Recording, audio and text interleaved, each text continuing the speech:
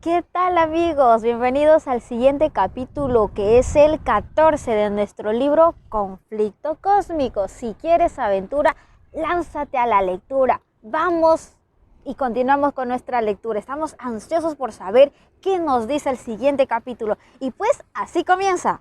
Dice: en los Países Bajos la tiranía papal despertó protestades desde muy temprano. 700 años antes de Lutero, el pontífice romano fue valientemente acusado por dos obispos, los cuales, habiendo sido enviados en una embajada a Roma, habían descubierto el verdadero carácter de la Santa Sede. Vos os establecéis en el templo de Dios. En lugar de pastor habéis llegado a ser el lobo de las ovejas. En vez de ser un siervo de siervos, como os llaméis, tratáis de haceros un señor de señores. Hacéis caer el desprecio sobre los mandamientos de Dios. Otros se levantaron siglo tras siglo para hacerse eco de esta protesta. La Biblia valdense fue traducida en verso al lenguaje holandés. Declaraba que ella tenía muchas ventajas, no tiene chanzas, ni fábulas, ni cuentos, ni engaños, sino solo las palabras de verdad. Así escribían los amigos de la fe antigua en el siglo XII. Ahora empezaron las persecuciones romanas, pero los creyentes continuaron multiplicándose, declarando que la Biblia es la única autoridad infalible en religión y que ningún hombre debe ser obligado a creer, sino que debe ser ganado por la predicación. Las enseñanzas de Lutero hallaron en los Países Bajos a hombres fervientes y fieles para predicar el Evangelio. Tal era el caso de Menno Simons, educado como un católico romano y ordenado al sacerdocio, pero que era totalmente ignorante de la Biblia y no quería leerla por temor a incurrir en herejía. Por medio de la disipación trató de silenciar la voz de la conciencia, pero sin lograrlo, después de algún tiempo fue inducido a estudiar el Nuevo Testamento, lo cual, junto con los criterios de Lutero, hizo que aceptara la fe de la Reforma. Poco después presenció el martirio de un hombre a quien se le dio muerte por haber sido rebautizado. Esto lo llevó a estudiar la Biblia con respecto al bautismo infantil y encontró que el arrepentimiento y la fe son las cosas más que se requieren como condición del bautismo. Menno se retiró de la Iglesia Católica y dedicó su vida a enseñar las verdades que había recibido. Tanto en Alemania como en los Países Bajos se había levantado una clase de fanáticos, contraria al orden y la decencia que condujo a la insurrección. Menno se opuso firmemente a las enseñanzas erróneas y a los métodos extraños de los fanáticos. Durante 25 años recorrió los Países Bajos y el norte de Alemania, ejerciendo una vasta influencia, ejemplificando en su propia vida los preceptos que enseñaba. Era un hombre íntegro, humilde, bondadoso, sincero y ferviente. Muy grande fue el número de los convertidos debido a sus labores. En Alemania, Carlos V había prohibido la reforma, pero los príncipes opusieron una barrera contra su tiranía. En los Países Bajos su poder era mayor. Edictos de persecución siguieron en rápida sucesión. El leer la Biblia, el asistir a una predicación de ella, el orar a Dios en secreto, el no inclinarse delante de una imagen, el cantar un salmo, eran crímenes castigados con la muerte. Millares perecieron bajo Carlos V y Felipe II. En una ocasión, una familia entera fue traída delante de los inquisidores, acusada por no asistir a la misa y de adorar a Dios en su hogar.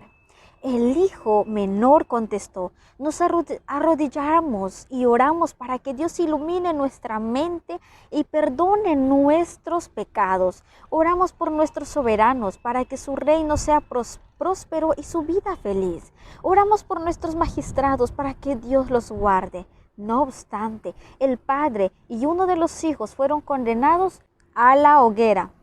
No solamente hombres, sino también mujeres adultas y jóvenes desplegaron un valor inquebrantable. Algunas esposas se decidían en favor de la verdad junto a la hoguera de sus esposos, y mientras él soportaba el fuego, le susurraban palabras de valor y contaban y cantaban salmos para alegrarlo. Niñas jóvenes, al ser enterradas vivas, se acostaban en sus tumbas como si entraran en sus cámaras de reposo nocturno, o iban al cadalso y al fuego vestidas con sus mejores atavíos, como si fueran una ceremonia de matrimonio.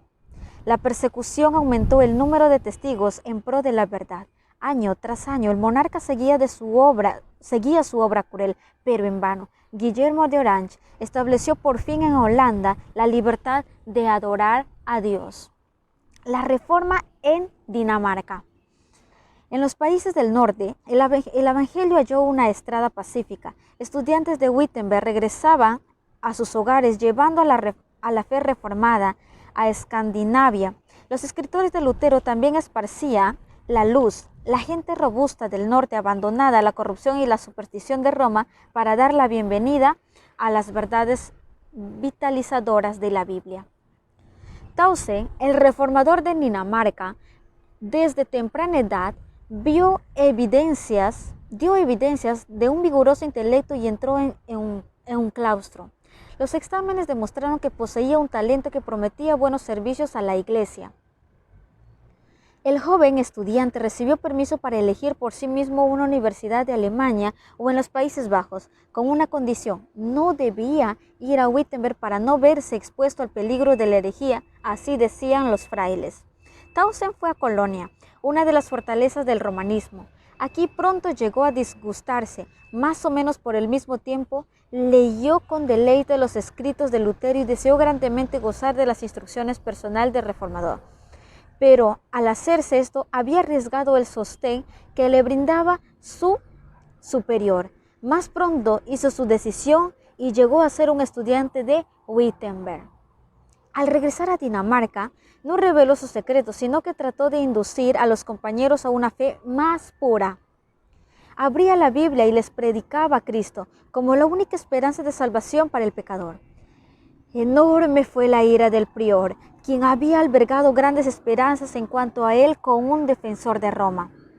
En el acto fue trasladado de su propio monasterio y enviado a otro donde se lo confinó a una celda. A través de los barrotes de su prisión, Tausen comunicaba a sus compañeros el conocimiento de la verdad. Si los sacerdotes daneses hubieran cumplido hábilmente el plan de la Iglesia para tratar a los herejes, la voz de Tausen nunca más habría sido escuchada, pero en lugar de confinarlo en algún calabozo subterráneo, lo echaron del monasterio. Un edicto real que acababa de promulgarse ofreció protección a los maestros de la nueva doctrina. Las iglesias le abrían sus puertas y el pueblo acudía en masa a escucharlo. Circulaba ampliamente el Nuevo Testamento en danés. Los esfuerzos hechos para detener esta obra solo sirvieron para ampliarla más, y pronto Dinamarca declaró su aceptación de la fe reformada. Progresos en Suecia.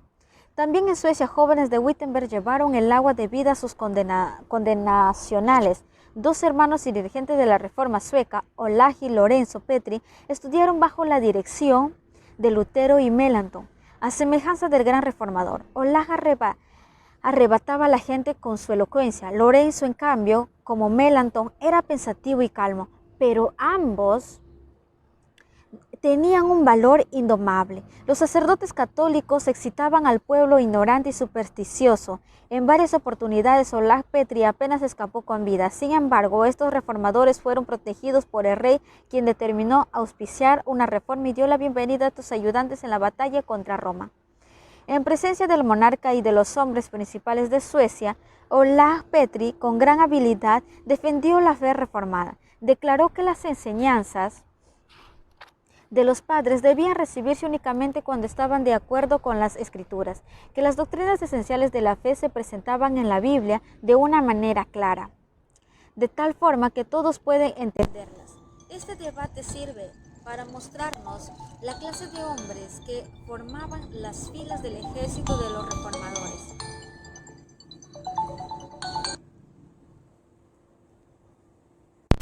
No eran personas de poca cultura, sectarios y apologistas ruidosos. Lejos de ello, eran hombres que habían estudiado la palabra de Dios y conocían bien cómo usar las armas en las cuales los suplía la armadura de la Biblia. Eran eruditos y teólogos, hombres que dominaban perfectamente todo el sistema de la verdad evangélica y que lograban una victoria fácil sobre las sofistas de las escuelas y los dignatarios de Roma. El rey de Suecia aceptó la fe protestante y la Asamblea Nacional se declaró en su favor, cumpliendo con el deseo del monarca. Los dos hermanos se abocaron a la tarea de traducir la Biblia entera. La dieta ordenó que todo el imperio del ministerio debían explicar las escrituras y que a los niños de las escuelas se les debía enseñar a leer la Biblia. Libre de la opresión romana, la nación logró una fortaleza y grandeza que nunca antes había alcanzado. Un siglo más tarde,